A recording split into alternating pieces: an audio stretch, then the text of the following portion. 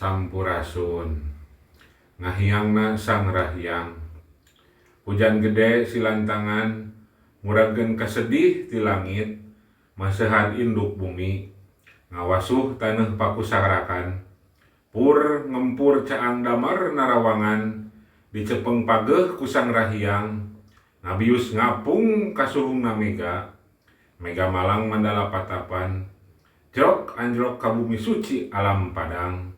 Kuda bodas pangapingna nganjeurkeun ka mandala jati, miang mulang kapageunahan alam sajati, mulih ka jati niskala manunggaling lan gustina, jagad ngahruk sumegruk rahayat sedih nineung kanu mulang.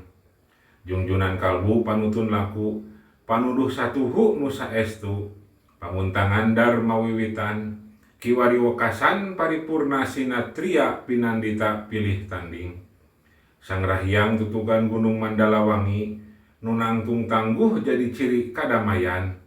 Sang rahyang nu jadi panutan, mindah alam mindah rupa, ngaliwung gaib dina singaruri nu jadi jatina Ki Sunda.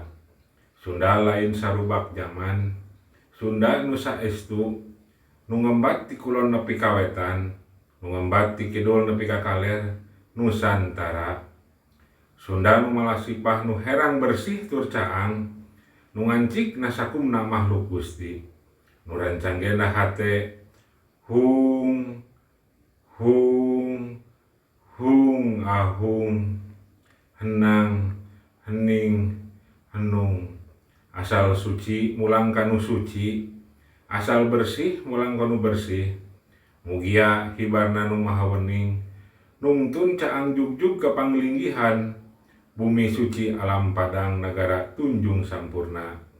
Pileleyan 1861 saka Sunda, mugia mapag tahun anyar pabaru 1862 saka Sunda, sing kapanjang kapunjung rahayu salawasna, mugia Gusti nang tayungan karuhun marengan. Sampurasun.